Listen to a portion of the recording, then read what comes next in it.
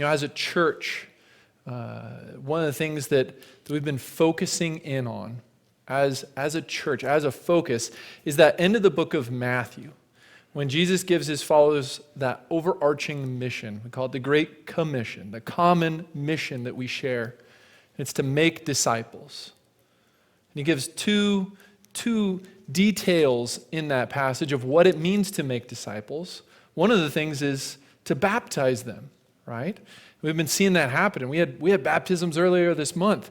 In fact, I had some folks come up to me and say, I would like to get baptized. We got another round of baptisms coming up in the next few weeks. So if you're interested in that, come and talk with us. But that second thing that Jesus identifies as part of making disciples is to teach them to obey everything I have commanded you. And so as a church, we made that our focus this year. Not to just baptize, not to just to start that path, but to really come alongside and see people grow in their faith. And that's why we have on the back of the screen, teaching them to obey Jesus. It comes directly from those words, those instructions from Jesus. So through this year, that's been our focus. And there's been various different questions that I've been asked as we've been in this process. As we've been going through these months, thinking about those words, teaching them to obey Jesus. And some of the questions I've been asked is, what role does the Old Testament have in that? What role does the Old Testament have in my life as a Jesus follower? What role should a book like Deuteronomy have in our lives? Now, I remember back to my very first year in seminary. I had signed up. It was actually one of my first classes in seminary, and I had a class on the Old Testament. And I remember it was the very first day of class, and so you get there a little early, meet your classmates, right? Kind of figure out what's going on. And so I got there nice and early, met some of my classmates, and honestly, we were all talking before the class, and we all kind of had the same thing on our minds. We were all talking about how this class on the Old Testament was probably going to be a bit boring. Oh man, right? Endless genealogies. So-and-so begat so-and-so. And then you've got reading through books like Deuteronomy, where it's just lists of laws. And while we're discussing our expectations for the class, what it is that what was in store for us, right? In walked our class professor, of course. And she introduced herself and then quickly explained her background. Then this professor was still is a fairly prominent Torah expert. So what that means is that she specialized in the book of Deuteronomy. In fact, she had spent decades studying, researching, writing about, teaching about the book of Deuteronomy. In fact, she had gone so far as to spend her entire academic career dedicated to the book of Deuteronomy. And as she explained her background and this career focus on Deuteronomy, right, there's various questions that pop up in the back of your mind. And so everyone in the class was sort of thinking the same thing, right? Why? Why in the world would you specialize in Deuteronomy? Did you not have something better to do, right? Were the good classes all full? And when you needed to sign up, do you need some better hobbies, right? And man, what goes wrong? Maybe we were being mean. What happens in someone's life for them to specialize in the book of Deuteronomy, right? And granted, these are the questions that are floating around in the back of our minds, right? The students were kind of looking at each other like, oh boy. But those aren't the sort of questions you actually ask out loud, right? We all know better, especially for a new professor, right, in a new class. But there was one student, there's always the one student, who actually stopped the teacher and asked that question out loud, right? Why in the world would you invest your career on the book of Deuteronomy? And I will never forget how the professor answered. Because the professor didn't actually say anything. The professor quietly walked over, opened her Bible, and opened up to these pages I'm about to read for you, and just read these words out loud. Psalm 19, verses 7 through 10. The law of the Lord is perfect, refreshing the soul.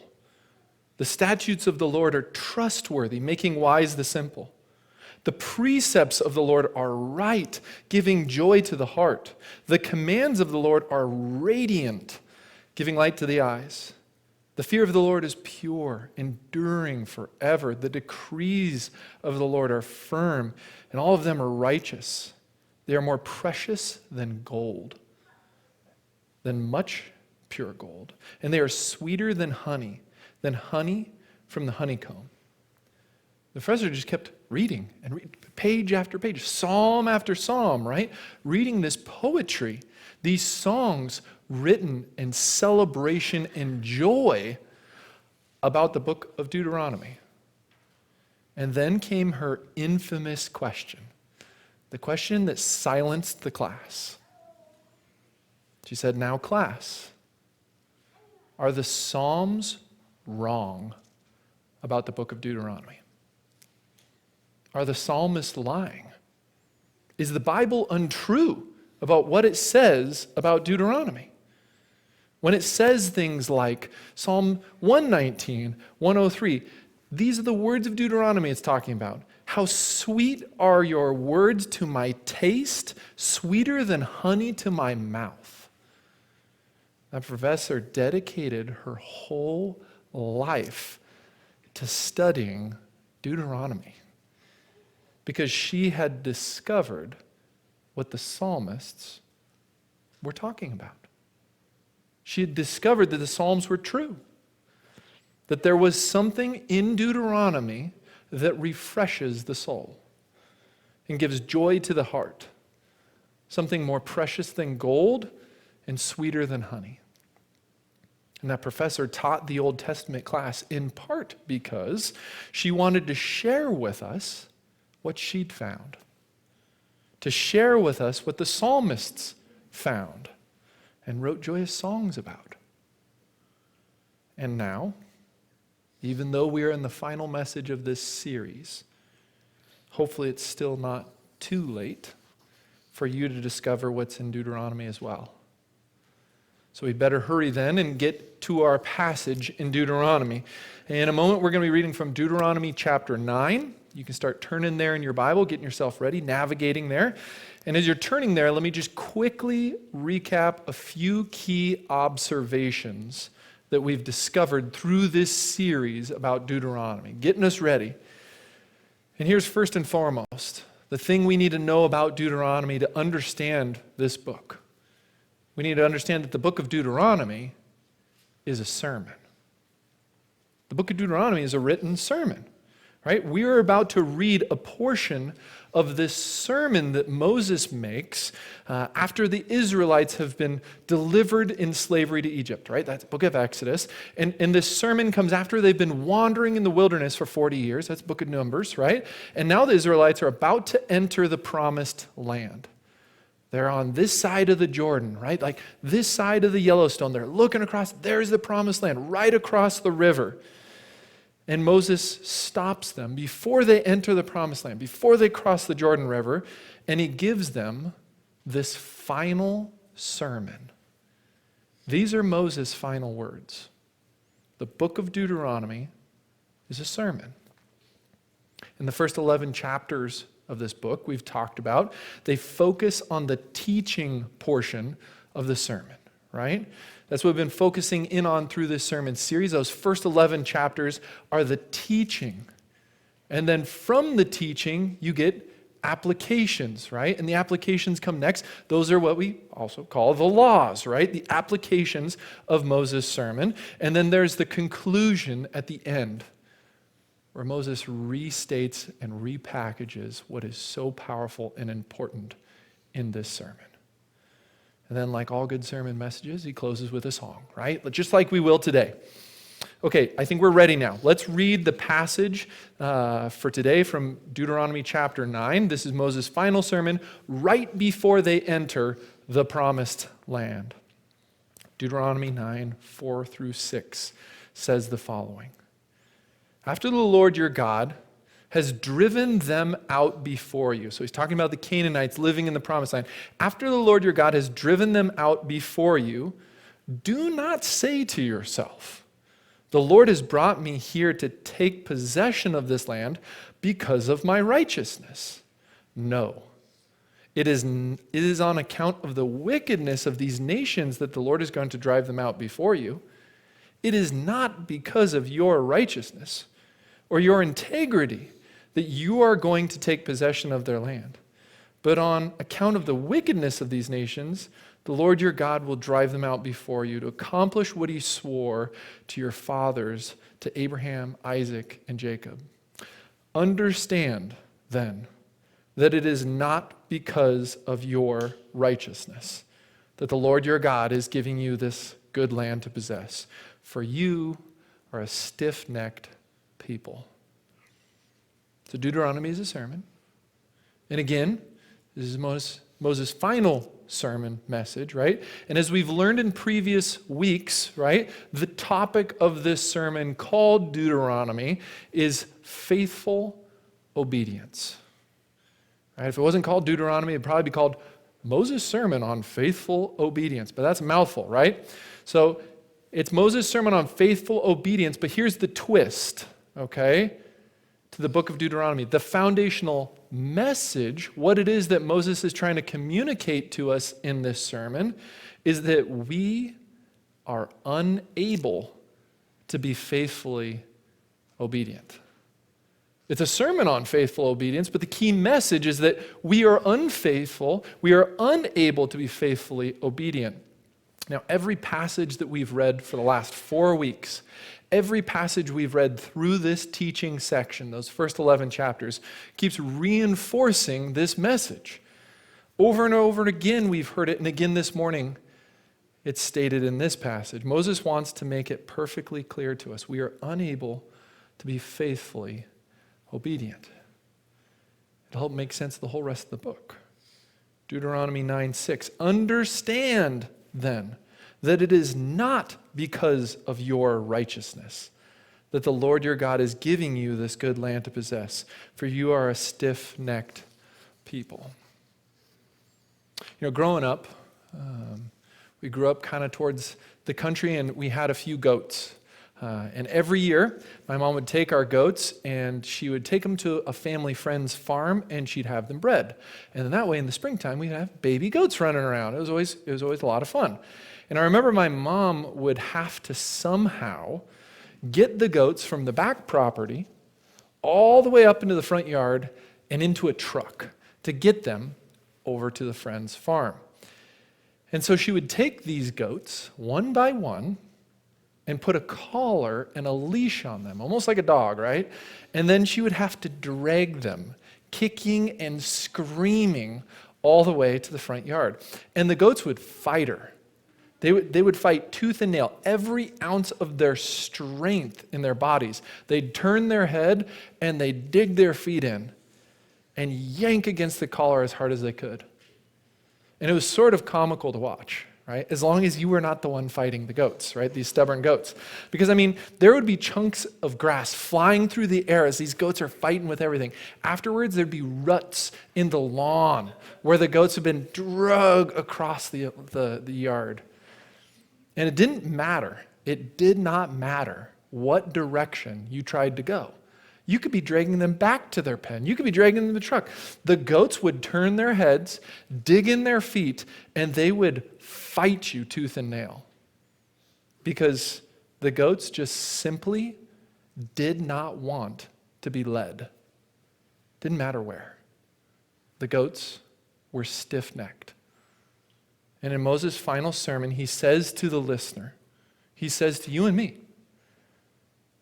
verse 6, understand then that it is not because of your righteousness that the Lord your God is giving you this good land to possess, for you are a stiff-necked people. In the rest of this chapter, verse 7 and onward, Moses goes on to recount the story of the golden calf at Mount Sinai. This example of how rebellious they've been. And you know, Moses' point is fairly profound, right? Here he stands in his final sermon message before they go into the promised land. And he's going to restate for a second time the law of God, right? That's why we call it Deuteronomy. Deutero, second. Onomy, the system of knowledge and law, right? So this is the second time that Moses is going to say the law. The first time was at Sinai.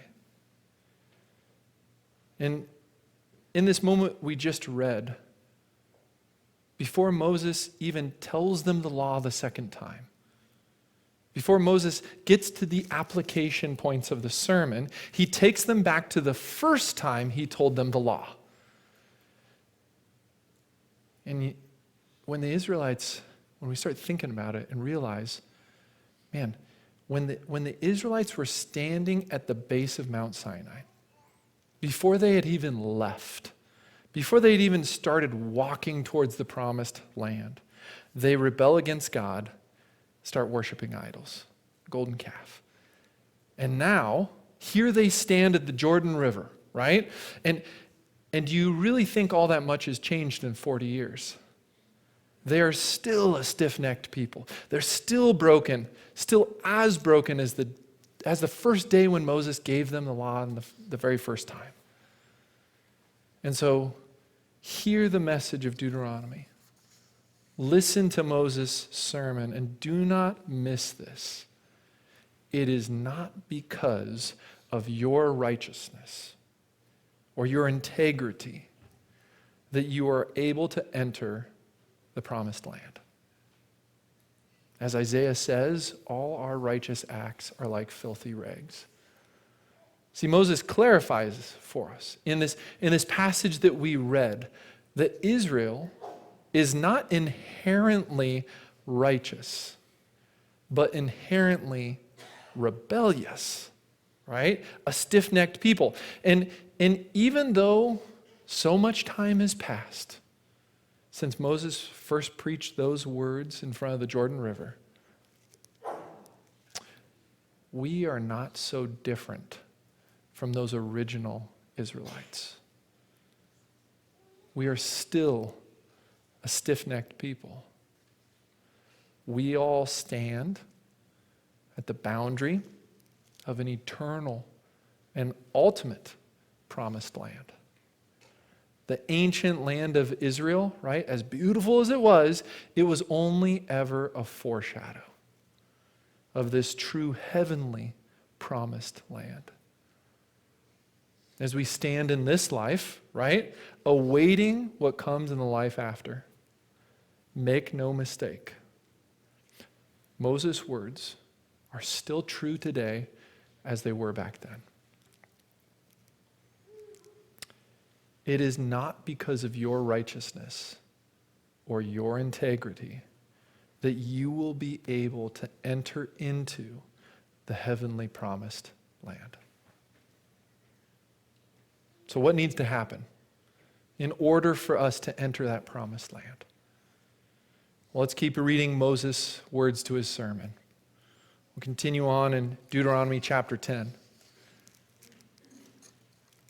So Moses says in Deuteronomy 10:14, "To the Lord your God belong the heavens, even the highest heavens, the earth and everything in it. Yet the Lord set his affection on your ancestors and loved them, and he chose you, their descendants, above all the nations as it is today. Circumcise your hearts, therefore, and do not be stiff-necked any longer.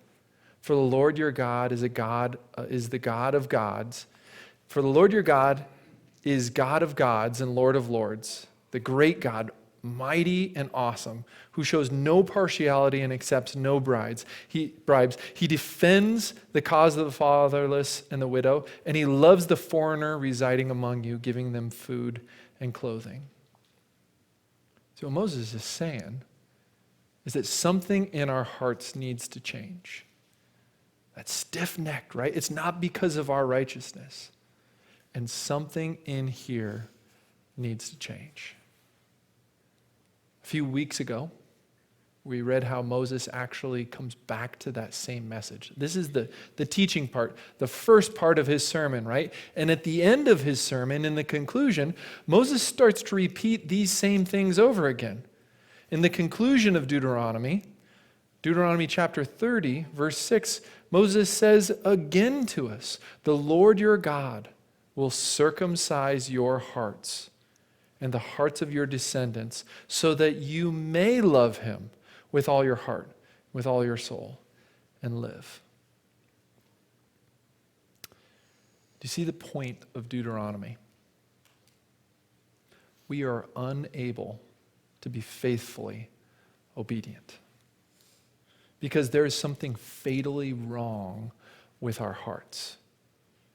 Moses keeps alluding to it. Something in our hearts needs to radically change. You know, the book of Deuteronomy is maybe similar to, you can think of what the book of Deuteronomy is. It's almost like an MRI machine. The modern day MRI machine, it takes a scan, it reveals things that are happening inside. And the book of Deuteronomy is like an MRI machine taking a scan of your heart. It reveals what's going on.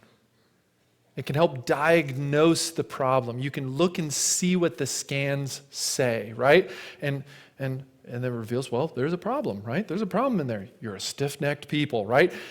But an MRI machine, it doesn't fix the problems. It reveals and diagnoses the problems so that we can begin to look for a solution. And the diagnosis of Deuteronomy is that we have a dire heart condition. And unless God performs immediate heart surgery, it will be fatal. See, no one likes the book of Deuteronomy because no one likes a fatal diagnosis when they go to their doctor, right? Like, they're terrible. So what joy is there to be found in reading the law? You know, we started by reading Deuteronomy 9. We started with these words, "Understand then that it is not because of your righteousness that the Lord your God is giving you this land to possess, for you are a stiff-necked people." And then we jumped to Deuteronomy chapter 10, right?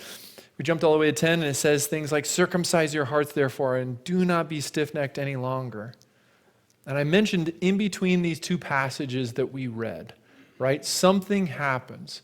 Moses goes back and he starts talking about the first time he gave them the law. He starts talking about the golden calf, the original story of Israel's rebellion against God. And if you go back and read the story of the golden calf in the book of Exodus, it's sort of disheartening because you realize right away, right? They don't even make it 2 steps towards the promised land, and you realize these people are going to be totally unable to be faithfully obedient. Deuteronomy comes as no surprise. But there's also something puzzling and shocking about the golden calf story. It has to do with Moses himself. Because Moses spends 40 days with God studying and learning the law. He basically spends 40 days preparing for the book of Deuteronomy. And he comes down from Mount Sinai, and the people have sinned and rebelled against God. And after all this time studying the law, after all this time studying what is to be the book of Deuteronomy, right? What basically becomes the foundation of this book, what is Moses' response to the sin of the people? What's he say? I'll read it for you. Exodus chapter 32, verses 30 through 34 says the following. The next day, Moses said to the people, "You have sinned a great sin. Now I will go up to the Lord. Perhaps I can make atonement for your sin." So Moses returned to the Lord and said, "Alas, this people has sinned a great sin. They have made for themselves gods of gold. But now, if you will forgive their sin, but if not, please blot me out of your book that you have written." But the Lord said to Moses, "Whoever has sinned against me, I will blot out of my book. But now go, lead the people to the place about which I have spoken to you. Behold, my angel shall go before you. Nevertheless, in the day when I visit, I will visit their sin upon them." See, Moses spends 40 days, think about that, 40 days basically studying the book of Deuteronomy, preparing for this sermon, this intensive study of the law. And here's the conclusion that Moses comes to. You need atonement. We need someone to say, blot out my name out of the book of life instead of theirs. We need someone righteous to stand in the gap for us. We need someone to stand. We need to stand on someone else's righteousness in order to enter the promised land. But did you see how God responded to Moses when he starts to make this discovery? God responds to Moses with a yes and a no. Yes and no, Moses. You're close, right? Yes. It was a yes because he says, go, Moses. You get it. You get it, right? Go, Moses. Lead the people to the promised land. But he also responds with a no. No, Moses. Not even you are righteous enough to make atonement, to save these people. You know, that's actually the ending to the book of Deuteronomy. Sometimes people will complain that the book of Deuteronomy's got a weird ending. The book of Deuteronomy ends, here's how it ends. Last page, right? The last words of this book. Moses goes up on the mountain, he looks out and he sees the promised land, and then he dies. Right? Yeah, that's kind of a weird ending. See, the book of Deuteronomy basically ends by saying, not even Moses is righteous enough to enter the promised land. That's the unexpected twist, right? Deuteronomy ends with Moses standing on the mountain looking out at the promised land because not even Moses is able to be faithfully obedient. And so the words of Moses ring true. You will certainly not enter the promised land because of your righteousness. Not even Moses himself could enter the promised land because of his righteousness. And that golden calf moment was huge, right? It was an eye-opener for Moses. It's the foundation to the book of Deuteronomy. You need someone else's righteousness to stand in the gap for you. You need someone else in order to be able to enter the promised land. And not even Moses' righteousness is enough. You know, after that golden calf moment, something in Moses changes. Like Moses, even the way he writes, the way he prays, it changes after that moment, okay?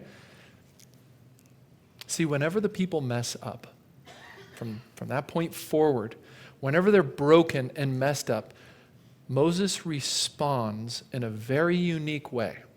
He does it even in the book of Deuteronomy. Moses will make prayers and petitions to God, right, on their behalf, but those prayers always emphasize that they will be saved not because of their righteousness, but by God's righteousness on their behalf. That's Moses' prayers.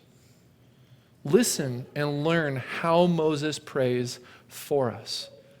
It's actually the passage in between those two passages that we read, right? What is it that he says in the middle, in the gap? In Deuteronomy chapter 9, verses 23 through 29, it says the following. And when the Lord sent you out of Kadesh Barnea, he said, go up and take possession of the land I have given you. But you rebelled against the command of the Lord your God. You did not trust him or obey him. You have been rebellious against the Lord ever since I have known you. Verse 25. I lay prostrate before the Lord those 40 days and 40 nights because the Lord had said he would destroy you. I prayed to the Lord and said, Sovereign Lord, do not destroy your people, your own inheritance that you redeemed by your great power and brought out of Egypt with a mighty hand. Remember your servants Abraham, Isaac, and Jacob. Overlook the stubbornness of this people, their wickedness and their sin. Otherwise the country from which you have brought us will say, because the Lord was not able to take them into the land that he had promised them, because he hated them, he brought them out and put them to death in the wilderness. But they are your people, your inheritance, that you brought out by your great power and your outstretched arm. That's what the golden calf moment taught Moses to pray. That's what Moses learned studying the law for 40 days. The diagnosis of Deuteronomy is that we have a dire heart condition. We are unable to be faithfully obedient. But Deuteronomy also teaches you the core. It teaches you how to pray like Moses prayed. Just think of it. It's actually how the book of Deuteronomy, like right before Moses goes up and he dies on the mountain, right? What are the last things that Moses is trying to teach us? What's that final portion to his sermon? It's a song. The last thing Moses teaches you is a song, a psalm, a prayer.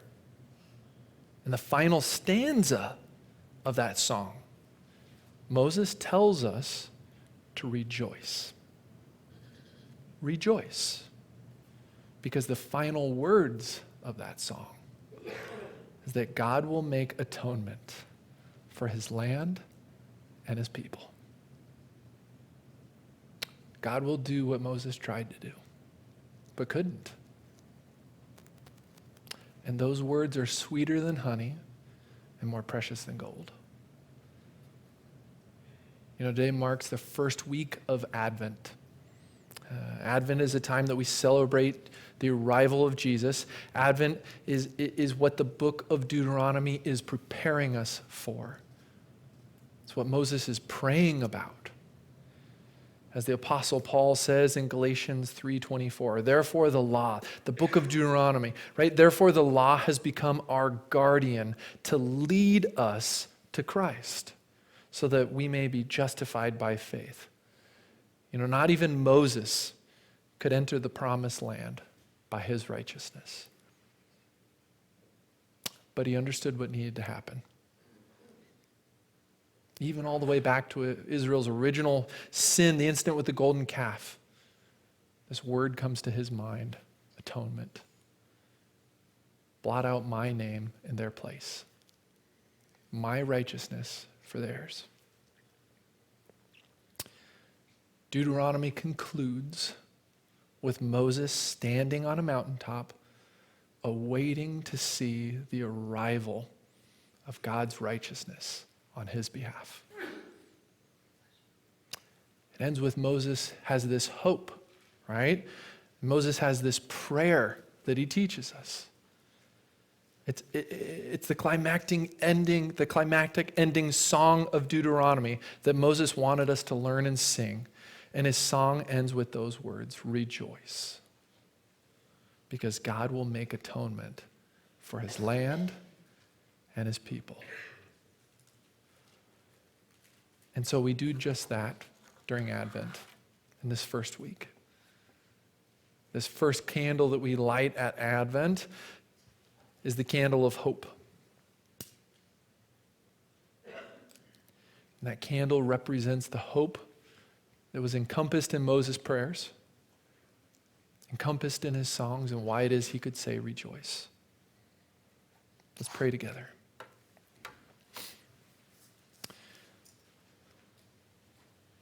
Father, sometimes we get caught up in the to-dos and the applications, and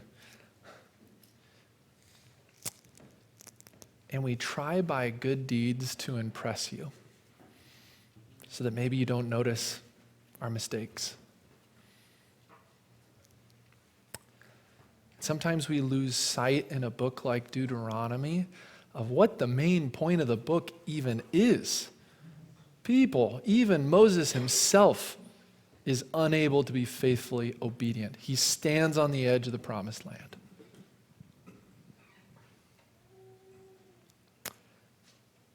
But will you help us to see what Moses saw? Would you help us to pray like Moses prayed? Would you help reveal the hope that we can still rejoice, as Moses says? Our righteousness won't come from him. It only comes from you.